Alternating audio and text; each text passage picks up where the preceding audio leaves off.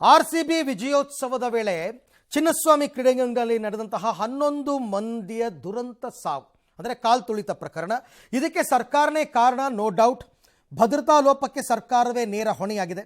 ಇಷ್ಟೆಲ್ಲ ಆದಮೇಲೆ ತನ್ನ ತಪ್ಪನ್ನು ಮುಚ್ಚಿಕೊಳ್ಳೋದಕ್ಕೆ ಹಿರಿಯ ಪೊಲೀಸ್ ಅಧಿಕಾರಿಗಳ ತಲೆದಂಡ ಪಡೆದಿದೆ. ಈಗಾಗಲೇ ವಿಧಾನಸೌಧದ ಮುಂದೆ RCB ಆಟಗಾರರಿಗೆ ಸನ್ಮಾನ ಕುರಿತಂತೆ ಭದ್ರತೆ ಬಗ್ಗೆ ಪೊಲೀಸ್ ಇಲಾಖೆಗೆ DPAR ಇಲಾಖೆ ಪತ್ರ ಬರೆದಿತ್ತು. ಈ ಸಂಬಂಧ DPAR ಕಾರ್ಯದರ್ಶಿ ಸತ್ಯವತಿಗೆ ವಿಧಾನಸೌಧ ಭದ್ರತಾ ವಿಭಾಗದ DCP ಕರಿಬಸವನಗೌಡ ಉತ್ತರವನ್ನು ಕೊಟ್ಟಿದ್ದು, ವಿಧಾನಸೌಧದ ಮುಂದೆ ಕಾರ್ಯಕ್ರಮ ಬೇಡವೇ ಬೇಡ, ಅಪಾರ ಸಂಖ್ಯೆಯಲ್ಲಿ RCB ಅಭಿಮಾನಿಗಳು ಬರೋ ಕಾರಣ ಭದ್ರತೆಗೆ ಸಿಬ್ಬಂದಿ ಕೊರತೆಯಾಗುತ್ತೆ ಅಂತ ಸ್ಪಷ್ಟವಾಗಿ ಉಲ್ಲೇಖಿಸಿದ್ರು. ಆದರೆ ಸರ್ಕಾರ ಮಾತ್ರ ಅದೇನು ಪ್ರತಿಷ್ಠೆನೋ ಹಠಕ್ಕೆ ಬಿದ್ದಿತ್ತೋ ಅನ್ನೋ ಹಾಗೆ ವಿಧಾನಸೌಧದ ಮುಂದೆ ಕಾರ್ಯಕ್ರಮವನ್ನು ಮಾಡಿದೆ. DCP ಕರಿಬಸವನಗೌಡ ಪತ್ರ ಪಬ್ಲಿಕ್ ಟಿವಿಗೆ ಲಭ್ಯವಾಗಿದೆ. ಅದರ ಡೀಟೇಲ್ಸ್ ಅಂದರೆ ಸಾರಾಂಶ ಏನು ಬರೆದಿದ್ದಾರೆ ಇವರು ಸತ್ಯವತಿಯವರಿಗೆ ನೋಡೋಣ. ಕಾರ್ಯಕ್ರಮಕ್ಕೂ ಮುನ್ನ ಇವರು ಬರೆದಿರ್ತಕ್ಕಂಥದ್ದು. ಇವ್ರು ಏನು ಬರೆದಿದ್ದಾರೆ? ಇವ್ರು ಹೇಳ್ತಾರೆ, RCBಗೆ ಅತಿ ದೊಡ್ಡ ಅಭಿಮಾನಿ ಬಳಗ ಇದೆ. ನೋಡಿ, ಅವ್ರು ಬರೀತಾರೆ, ಕರೆಕ್ಟಾಗಿ ಬರೀತಾರೆ. ಅವ್ರು ಹೇಳೋ ಒಂದೊಂದು ಪಾಯಿಂಟು ಕರೆಕ್ಟಾಗಿದೆ. ಆತುರಾತುರವಾಗಿ ವಿಧಾನಸೌಧದಲ್ಲಿ ಕಾರ್ಯಕ್ರಮ ಬೇಡ, ಅಂದರೆ ನೀವು ಮಾಡಲೇಬೇಕು ಅಂದರೆ ಟೈಮ್ ತಗೊಳ್ಳೋಣ. ಆತುರವಾಗಂತೂ ಕಾರ್ಯಕ್ರಮ ಮಾಡೋದು ಬೇಡ. ಸಿಬ್ಬಂದಿಯ ಕೊರತೆಯಿಂದ ಕಾರ್ಯಕ್ರಮಕ್ಕೆ ಬಂದೋಬಸ್ತ್ ಮಾಡೋದಕ್ಕೆ ಸಾಧ್ಯ ಇಲ್ಲ. ಅವ್ರು ಇರೋದನ್ನು ಹೇಳ್ಕೊಂಡಿದ್ದಾರೆ. ಪಾಪ ಅವ್ರ ಇಲಾಖೆಯಲ್ಲಿ ಸಿಬ್ಬಂದಿ ಕೊರತೆ ಇದೆ. ನೀವು ಲಕ್ಷಾಂತರ ಜನ ಬಂದ್ಬಿಟ್ಟು ಅಲ್ಲಿ RCB ಅಭಿಮಾನಿಗಳು ಸೇರಿಕೊಂಡ್ರೆ ಯಾರು ಭದ್ರತೆ ಒದಗಿಸೋರು? ಈ ಕಡೆ ವಿಧಾನಸೌಧ ಇದೆ, ಎದುರುಗಡೆ ಹೈಕೋರ್ಟ್ ಇದೆ, ಅಲ್ಲಿ ಪ್ರತಿಮೆಗಳಿದೆ. ಹೆಚ್ಚು ಕಮ್ಮಿ ಆದರೆ ಯಾರು ಜವಾಬ್ದಾರಿ? ಲಕ್ಷಾಂತರ ಅಭಿಮಾನಿಗಳು ಸೇರೋ ನಿರೀಕ್ಷೆ ಇದೆ ಅಂತ ಆಗಲೇ ಬರೀತಾರೆ ಅವರು. ಹಾಗೆ ಆಯಿತು. ಬಂದೋಬಸ್ತ್ ಹೊರಗಡೆಯಿಂದ ಸಿಬ್ಬಂದಿಯನ್ನು ಕರೆಸ್ಕೊಳ್ಳೋಕ್ಕೆ ಟೈಮ್ ಬೇಕು, ಕರೆಸ್ಕೊಳ್ಳೋಣ. ಬೇರೆ ಕಡೆಯಿಂದ, ಬೇರೆ ಜಿಲ್ಲೆಗಳಿಂದ ಕರೆಸ್ಕೊಳ್ಳೋಣ, ಸ್ವಲ್ಪ ಟೈಮ್ ಬೇಕು. ಆದರೆ ತುರ್ತಾಗಿ ಈ ಕಾರ್ಯಕ್ರಮದ ಆಯೋಜನೆ ಬೇಡ.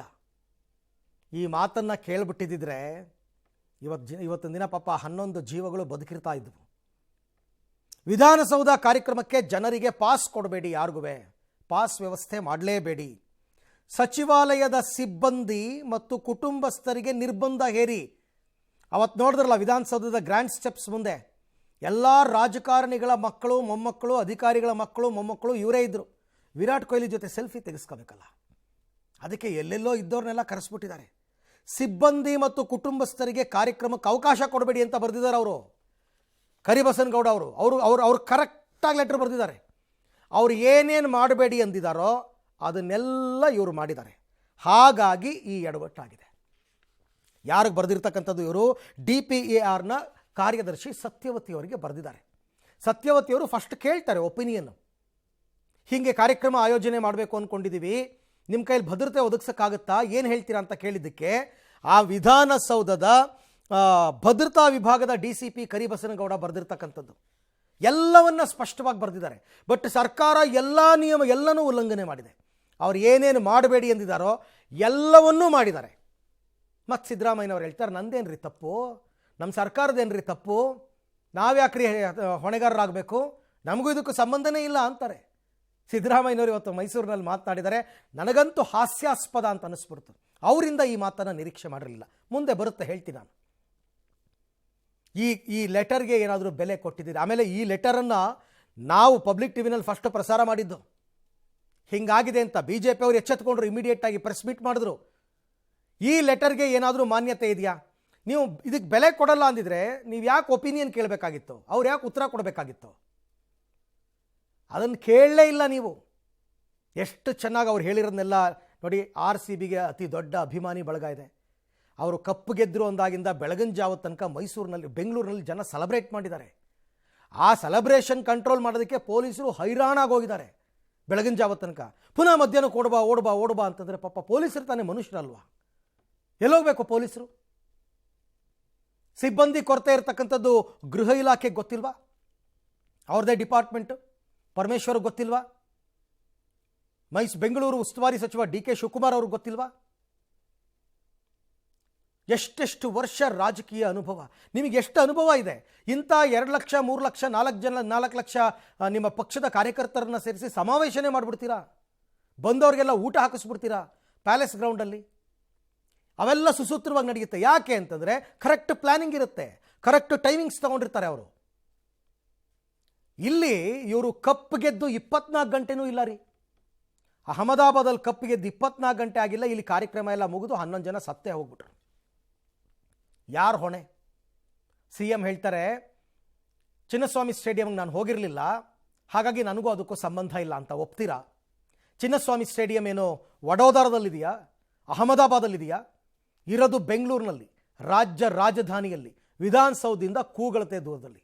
ನನಗೂ ಅದಕ್ಕೂ ಸಂಬಂಧ ಇಲ್ಲ ಅಂದರೆ ಅರ್ಥ, ಮುಖ್ಯಮಂತ್ರಿಗಳು ಯಾವ್ಯಾವ ಕಾರ್ಯಕ್ರಮಕ್ಕೆ ಹೋಗ್ತಾರೆ ಅಲ್ಲೇನಾದರೂ ನಡೆದ್ರೆ ಮಾತ್ರ ಅವ್ರ ಜವಾಬ್ದಾರಿ, ಬೇರೆ ಕಡೆ ಆದರೆ ಅವ್ರ ಜವಾಬ್ದಾರರಲ್ಲ. ಇದು ಅವರ ಹೇಳಿಕೆಯ ಸಾರಾಂಶ. ಅವರೇ ಮಾತಾಡಿದ್ದಾರೆ, ಅವರೇ ಹೇಳಿದ್ದಾರೆ. ಇದೊಂದು ಲೆಟರ್ನ ನೀವು ಕರೆಕ್ಟಾಗಿ ಕಂಪೋಸ್ ಮಾಡಿಕೊಂಡು ಕರೆಕ್ಟಾಗಿ ನಡ್ಕೊಂಡ್ಬಿಟ್ಟಿದ್ದಿದ್ರೆ ಹೋಗಲಿ ಬಿಡಿ, ಒಂದು 2-3 ದಿನ ಏನೀಗ RCB ಅವರು ಅನೌನ್ಸ್ ಮಾಡಿಬಿಟ್ರಂತೆ ಇವ್ರು ಕಾರ್ಯಕ್ರಮ ಮಾಡಲೇಬೇಕಾಗಿ ಬಂತಂತೆ. ಇಲ್ಲ, ಹಂಗೆ ಕೊಡೋಕ್ಕಾಗಲ್ಲ ಅಂತ ಹೇಳಬೇಕಾಗಿತ್ತು ರಾಜ್ಯ ಸರ್ಕಾರ. ಮಾಡ್ತೀವಿ, ನಿಮಗೆ ಸನ್ಮಾನ ಮಾಡ್ತೀವಿ, ಎಲ್ಲ ಮಾಡ್ತೀವಿ, ಒಂದು 2-3 ದಿನ ಟೈಮ್ ಕೊಡಿ, ಅರೇಂಜ್ಮೆಂಟ್ ಮಾಡ್ಕೋಬೇಕು ಹೇಳ್ಬೋದಾಗಿತ್ತು. ಆತುರಕ್ಕೆ ಬಿದ್ದು ತಮ್ಮ ಪ್ರತಿಷ್ಠೆಗೋಸ್ಕರ ಈ ಕಾರ್ಯಕ್ರಮ ಮಾಡಿಬಿಟ್ರೆ ನಮಗೆ ವೋಟ್ ಬ್ಯಾಂಕ್ ಸ್ಟ್ರಾಂಗ್ ಆಗಿಬಿಡುತ್ತೆ RCB ಅಭಿಮಾನಿಗಳದ್ದು ಅಂತ ನಿಜನೋ ಸುಳ್ಳು ಗೊತ್ತಿಲ್ಲ, ಆ ರೀತಿ ಅಂದ್ಕೊಂಡು ಇಷ್ಟು ಎಡವಟ್ಟನ್ನು ಮಾಡಿಕೊಂಡಿದ್ದಾರೆ. ಈಗ ಬರೋಣ ಮುಖ್ಯಮಂತ್ರಿಗಳ ವಿಚಾರಕ್ಕೆ. ಇವತ್ತು ಮುಖ್ಯಮಂತ್ರಿಗಳು ಮೈಸೂರಿಗೆ ಹೋಗಿದ್ದಾರೆ, ಮೈಸೂರಿನಲ್ಲಿ ಮಾತನಾಡಿದ್ದಾರೆ. ಅವ್ರು ಏನೋ ಒಂದಷ್ಟು ಲೆಕ್ಕಾಚಾರ ಹಾಕ್ಕೊಂಡೇ ಮಾತಾಡಿದ್ದಾರೆ. ಇವತ್ತು ಈ ಕಾಲ್ತುಳಿತ ದುರಂತದಲ್ಲಿ ಪೊಲೀಸರದ್ದೇ ತಪ್ಪು ಅಂತ ಸಿದ್ದರಾಮಯ್ಯನವರು ಸ್ಪಷ್ಟಪಡಿಸಿದ್ದಾರೆ. ಅಂದರೆ ಪೊಲೀಸರ ಮೇಲೆ ನೀಟಾಗಿ ಇವತ್ತು ಚಾರ್ಜಸ್ಸನ್ನು ಫ್ರೇಮ್ ಮಾಡಿದ್ದಾರೆ ಸಿದ್ದರಾಮಯ್ಯನವರು. ಮೈಸೂರಲ್ಲಿ ಮಾತನಾಡ್ತಾ DPIR ಕಾರ್ಯದರ್ಶಿ ಸತ್ಯವತಿ ಅವ್ರಿಗೆ ಕ್ಲೀನ್ ಚಿಟ್ ಕೊಟ್ಬಿಟ್ಟಿದ್ದಾರೆ, ಅವ್ರದ್ದೇನೂ ತಪ್ಪೇ ಇಲ್ಲ ಅಂತ. ಈ ಕರಿಬಸನಗೌಡ ಅವರು ಉತ್ತರ ಬರೆದಿದ್ದು ಯಾರಿಗೆ ಬರೆದಿದ್ದು ಸ್ವಾಮಿ? ಸತ್ಯವತಿ ಅವ್ರಿಗೆ ತಾನೇ ಬರೆದಿರೋದು. ಆದರೂ ಅದು ಯಾವುದನ್ನು ಇಂಪ್ಲಿಮೆಂಟ್ ಮಾಡಿಲ್ಲ ಅಂತಂದರೆ ಯಾರು ತಪ್ಪು? ಸತ್ಯವತಿ ಅವ್ರದ್ದೇ ತಪ್ಪು, ಅವರೇನೂ ತಪ್ಪೇ ಮಾಡಿಲ್ಲ ಅಂತಾರೆ ಇವರು. ಪೊಲೀಸರು ಒಪ್ಪಿದ್ದಾರೆ ಮಾಡೋಣ ಅಂತ ಮುಖ್ಯ ಕಾರ್ಯದರ್ಶಿ ಹೇಳಿದ್ರು. KSCN ಅವರು ಆಹ್ವಾನ ಕೊಟ್ಟರು, ರಾಜ್ಯಪಾಲರು ಬರ್ತಾರೆ ಅಂದರು, ನಾನು ಹೋಗಿದ್ದೆ. ಕ್ರೀಡಾಂಗಣಕ್ಕೆ ನಾನು ಕರೆದಿಲ್ಲ, ಈ ಸಂಬಂಧ ಸಭೆ ಆಗಿಲ್ಲ. DCP ಪತ್ರ ಬಹಿರಂಗ ಆಗೋ ತನಕ ಒಂದು ಲೆಕ್ಕ ಇವರು ಕರಿಬಸನಗೌಡರದು, ಆಮೇಲೆ ಇನ್ನೊಂದು ಲೆಕ್ಕ. ಇವತ್ತು ಪತ್ರ ಬಹಿರಂಗವಾದ ಬೆನ್ನಲ್ಲೇ CM ಸಿದ್ದರಾಮಯ್ಯ ಅವರು DCM DK ಶಿವಕುಮಾರ್, ಗೃಹ ಸಚಿವ ಪರಮೇಶ್ವರ್ ಅವ್ರನ್ನೆಲ್ಲ ತಮ್ಮ ನಿವಾಸಕ್ಕೆ ಕರೆಸಿಕೊಂಡು ತುರ್ತು ಸಭೆ ಮಾಡಿದ್ದಾರೆ. ಮುಖ್ಯ ಕಾರ್ಯದರ್ಶಿ ಶಾಲಿನಿ ರಜನೀಶ್ ಮತ್ತು ಸತ್ಯವತಿ ಅವರು ಬಂದಿದ್ದಾರೆ. ಎಲ್ಲರೂ ಮಾತನಾಡಿಕೊಂಡು ಸೀದಾ ಇಮಿಡಿಯೇಟಾಗಿ ಇವರು ಮೈಸೂರಿಗೆ ಹೋಗಿದ್ದಾರೆ. ಮೈಸೂರಿನಲ್ಲಿ ಈ ಮಾತಾಡಿರೋದು. ಎಲ್ಲದಕ್ಕೂ ಕಾರಣ ಪೊಲೀಸರು, ನಮ್ದು ಯಾರ್ದು ತಪ್ಪಿಲ್ಲ ಅಂತ ಅವ್ರು ಹೇಳೋದು ನೋಡಿ. ವಿಧಾನಸೌಧದ ಮುಂದೆ ಮಾಡಿರುವಾಗ ಅಲ್ಲಿ ಪೊಲೀಸ್ನವರು ತಪ್ಪುಗಳು ಮಾಡಿದ್ದಾರೆ. DCP ಪತ್ರ ಬರೆದಿದ್ದಾರೆ ಸರ್, ಅದು ನನ್ನ ಹತ್ರ ಬಂದೇ ಇಲ್ಲ. ಕಮಿಷನ್ ತಿಳಿಸ್ಬೇಕ ಬೇಡ? ಸರ್ಕಾರದ ಮುಖ್ಯಸ್ಥ ಯಾರೇ ನನಗೆ ತಿಳಿಸ್ಬೇಕ ಬೇಡ? ಸರಿಯಾದ ರೀತಿಯಲ್ಲಿ ಭದ್ರತೆ ಮಾಡಿದ್ದೀವಿ ಇಲ್ವಾ ಅಂತ ಹೇಳ್ಬೇಕ ಬೇಡ? ಹೇಳಿಲ್ಲ. ಪೊಲೀಸ್ನವ್ರು ತಪ್ಪಲ್ವಾ? ಹೋಮ್ ಮಿನಿಸ್ಟರ್ಗೂ ಗೊತ್ತಿಲ್ಲ, ನನಗೂ. ರೆಗ್ಯುಲರ್ ಆಗಿ ಸಭೆಗಳು ನಡೀತಲೇ ಇರ್ತವೆ. ಸತ್ಯವತಿ ಅವ್ರ ಮೇಲೆ ಯಾಕೆ ಸತ್ಯವತಿ ಏನ್ ಮಾಡಿದಾಳೆ? ಸತ್ಯವತಿ ಏನ್ ಮಾಡಿದಾಳಪ್ಪ? ವಿಧಾನಸೌಧ ಮುಂದ್ಗಡೆ ಮಾಡೋದು ಕಷ್ಟ ಆಗುತ್ತೆ ಹೇಳಿದ್ಮೇಲೆ ಎಲ್ಲಿ ವಿಧಾನಸೌಧದಲ್ಲಿ ಏನ ನಡೆದಿದ್ರಿ? ಅಲ್ಲ, ವಿಧಾನಸೌಧದಲ್ಲಿ ಏನ್ ನಡೆದಿದೆ ಹೇಳಪ್ಪ ನೀನು. ವಿಧಾನಸೌಧದಲ್ಲಿ ಏನು ಆಗಿಲ್ವಲ್ಲ? ಆಗಿದೆಯಾ? ರೆಗ್ಯುಲರ್ ಕೋರ್ಸ್ನಲ್ಲಿ DPR ಸೆಕ್ರೆಟರಿ ಹೇಳಿದ್ದಾರೆ, ನನ್ ಕೇಳಿದ್ರು ಚೀಫ್ ಸೆಕ್ರೆಟರಿ, ನನಗೆ ಮಾಡೋಣ ಸಾರ್ ಅಂತ ಹೇಳಿದ್ರು. ಆಯ್ತು ಮಾಡಿ ಅಂತ. ಕ್ರಿಕೆಟ್ ಅಸೋಸಿಯೇಷನ್ ಅವರು ಗವರ್ನರ್ ಕೂಡ ಬರ್ತಾರೆ ಅಂತ ಹೇಳಿದ್ರು, ನನಗೆ ಇನ್ವೈಟ್ ಮಾಡಿದ್ರು, ನಾನು ಹೋಗಿದ್ದೆ ಅಷ್ಟೇ. ಆಯ್ತಪ್ಪ, ಸಿದ್ದರಾಮಯ್ಯನವ್ರ ಪ್ರಕಾರ ಪೊಲೀಸರ ತಪ್ಪು, KSCA ಅವ್ರ ತಪ್ಪು, ಅಥವಾ DPA ಅವ್ರ ತಪ್ಪು, ಯಾರ್ದೋ ತಪ್ಪು ಅನ್ನೋಣ. ಇವರೆಲ್ಲ ಯಾರು? ನಿಮ್ಮ ಅಂಡರ್ನಲ್ಲಿ ಬರೋರೆ. ಯಾರು ಏನೇ ತಪ್ಪು ಮಾಡಿದ್ರು ನಾಯಕ ಅಂತ ಅನಿಸ್ಕೊಂಡವನೇ ಹೊಣೆ ಹೊರಬೇಕಾಗತ್ತೆ. ಹಾಗೇ ಇರೋದು ಎಲ್ಲ ಲೆಕ್ಕಾಚಾರಗಳು ಕೂಡ. ಇವರೆಲ್ಲ ನಿಮ್ಮ ಅಧೀನದಲ್ಲೇ, ಸರ್ಕಾರದ ಅಧೀನದಲ್ಲೇ ಬರೋರು ತಾನೇ. ಅವ್ರು ತಪ್ಪು ಮಾಡಿದ್ದಾರೆ ಅಂತಂದರೆ ನೀವು ಆಯಿತು, ಚಿನ್ನಸ್ವಾಮಿ ಸ್ಟೇಡಿಯಂಗೆ ನಾನು ಕರೆದಿರಲಿಲ್ಲ, ನಾನು ಹೋಗಿಲ್ಲ, ನನಗೂ ಅದಕ್ಕೂ ಸಂಬಂಧ ಇಲ್ಲ ಅಂತ ಅಂದ್ಬಿಟ್ರು CM. Chinnaswamy ಸ್ಟೇಡಿಯಂಗೆ ಹೋಗಿದ್ದ್ಯಾರು? DK Shivakumar. ಕಪ್ಪಿಗೆ ಮುತ್ತಿಟ್ಟಿದ್ಯಾರು? DK Shivakumar. ಹಾಗಾದರೆ ಅವ್ರನ್ನ ಹೊಣೆಗಾರರಾಗಿ ಮಾಡ್ತೀರಾ? ಅವ್ರನ್ನ ಸಂಪುಟದಿಂದ ವಜಾ ಮಾಡ್ತೀರಾ? ಪೊಲೀಸರ ಮೇಲೆ ಮಾತ್ರ ಕ್ರಮ ತಗೋತೀರಲ್ಲ ಹೆಂಗೆ? ಇದು ಪ್ರಶ್ನೆ ರಾಜ್ಯದ ಜನ ಕೇಳ್ತಾ ಇರ್ತಕ್ಕಂಥದ್ದು. ಇನ್ನು DCP ಪತ್ರವನ್ನು ಪಬ್ಲಿಕ್ TV ಪ್ರಸಾರ ಮಾಡ್ತಾ ಇದ್ದ ಹಾಗೆಯೇ ವಿಪಕ್ಷ ನಾಯಕ ಅಶೋಕ್ ಅವರು ತುರ್ತು ಸುದ್ದಿಗೋಷ್ಠಿಯನ್ನು ನಡೆಸಿದರು. DPR ಕಾರ್ಯದರ್ಶಿ ಸತ್ಯವತಿಗೆ ವಿಧಾನಸೌಧ DCP ಬರೆದ ಪತ್ರ ಹಾಗೂ ಲೋಕೋಪಯೋಗಿ ಇಲಾಖೆಯ ವೇದಿಕೆ ದೃಢೀಕರಣದ ಪತ್ರ ಹರಿದಾಕಿ ಆಕ್ರೋಶ ವ್ಯಕ್ತಪಡಿಸಿದರು. ಇದು ಸರ್ಕಾರಿ ಪ್ರಾಯೋಜಿತ ಕೊಲೆ, CM DCM ಪ್ರತಿಷ್ಠೆಯಿಂದ ಇದು ದುರಂತ ಆಗಿದೆ, CM ರಾಜೀನಾಮೆಗೆ ಸಕಾಲ ಅಂತ ಹೇಳಿದರು. ಇದೇ ವೇಳೆ ಮೃತಪಟ್ಟ 11 ಕುಟುಂಬಗಳಿಗೆ BJP ಶಾಸಕರು ಮತ್ತು ಪರಿಷತ್ ಸದಸ್ಯರು 1 ತಿಂಗಳ ವೇತನ ಕೊಡ್ತೀವಿ ಅಂತ ಅಶೋಕ್ ಅವರು ಘೋಷಣೆ ಮಾಡಿದ್ದಾರೆ.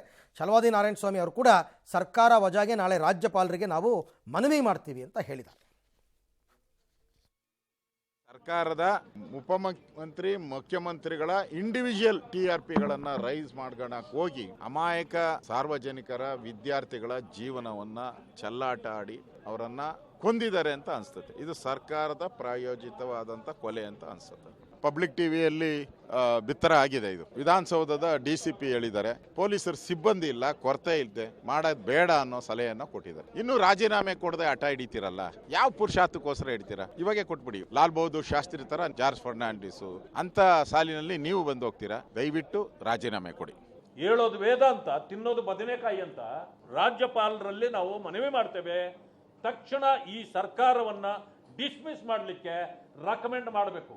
ಅಂತ ಪರಿಸ್ಥಿತಿ ಬಂದ್ರೆ ನಾವೆಲ್ಲರೂ ಕೂಡ ರಾಷ್ಟ್ರಪತಿಗಳನ್ನು ಭೇಟಿ ಮಾಡಿ ನಮ್ಮ ಮನವಿಯನ್ನ ಸಲ್ಲಿಸೋರಿದ್ದೇವೆ ಅಂತಕ್ಕಂಥದ್ದನ್ನ ನಿಮ್ಮ ಇನ್ನು ಈ ದುರಂತವನ್ನು ಖಂಡಿಸಿ ಸಿಎಂ, DCM, ಹೋಮ್ ಮಿನಿಸ್ಟರ್ ರಾಜೀನಾಮೆಗೆ ಆಗ್ರಹಿಸಿ ಬಿಜೆಪಿ ವಿಧಾನಸೌಧದ ಗಾಂಧಿ ಪ್ರತಿಮೆ ಬಳಿ ಪ್ರತಿಭಟನೆ ಮಾಡಿತು.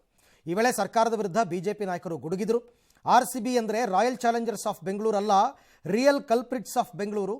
ಇದು ಕಂಡಲ್ಲಿ ಜೀವ ತೆಗೆದುಕೊಳ್ಳೋ ಸರ್ಕಾರ, ದರಿದ್ರ ಸರ್ಕಾರ, ನಿಜವಾದ ಟೆರರಿಸ್ಟು ಸಿದ್ದರಾಮಯ್ಯ, ಕಾಂಗ್ರೆಸ್ನವರು ಸೀಳು ನಾಯಿಗಳು ಅಂತ ಅವ್ರಿಗೆ ಏನೇನು ಬೇಕು, ಏನೇನು ತೋಚಿದ್ರೋ ಎಲ್ಲ ಮಾಡಿದ್ರು. ನೀವು ಪಾಪ ಪೊಲೀಸರ ಮೇಲೆ ಕ್ರಮ ತಗೊಂಡಿದ್ದೀರಾ, ಯಾಕೆ IAS KAS ಅಧಿಕಾರಿಗಳು ನಿಮಗೆ ಕಣ್ಣಿಗೆ ಬೀಳಲ್ವಾ ಅಂತೆಲ್ಲ ಒಂದಷ್ಟು ಮಾತನಾಡಿದ್ದಾರೆ. ನಾವು 45 ಜನ ಇಲ್ಲಿರೋದು, ಪೊಲೀಸರು ಒಂದು 150 ಜನ ಇದ್ದಾರೆ, ಒಂದು 4-5 ಬಸ್ಗಳು ತಂದಿದ್ದಾರೆ, ಗನ್ಗಳು ಇಟ್ಕೊಂಡ್ ಬಂದಿದ್ದಾರೆ, ಲಾಠಿಗಳು ಇಟ್ಕೊಂಡ್ ಬಂದಿದ್ದಾರೆ. ಅರೆಸ್ಟ್ ಮಾಡ್ತಾರೋ ಬಿಡ್ತಾರೋ ಇನ್ನೂ ಗೊತ್ತಿಲ್ಲ ನಮ್ಗೆ. ವಿಸ್ಕಿ ಬಾಟಲ್ಗೆ ಪ್ರಮೋಷನ್ಗೆ ಮಾಡಿದಂತ ಒಂದು ಟೀಮ್ ಇದು. ಈಗ ಹೊಸದಾಗಿ ಉಟ್ಕೊಂಡಿದ್ದಾರೆ ಇವರು ಅಂಬಾಸಿಡರ್ ಆಗಿ. R ಅಂದ್ರೆ ರಿಯಲ್, C ಅಂದ್ರೆ ಕಲ್ಪ್ರಿಟ್, B ಅಂದ್ರೆ of Bengaluru. Real culprits of Bengaluru ಇವರಿಬ್ರು, ಮುಖ್ಯಮಂತ್ರಿ ಉಪಮುಖ್ಯಮಂತ್ರಿ. ಇದನ್ನ ನಾವು ಮಾಡಿಲ್ಲ ಅಂತ ಈಗ ಕೈ ತೊಳ್ಕೊಳ್ಳೋಕೆ ಪ್ರಯತ್ನ ಮಾಡ್ತಿದ್ದಾರೆ.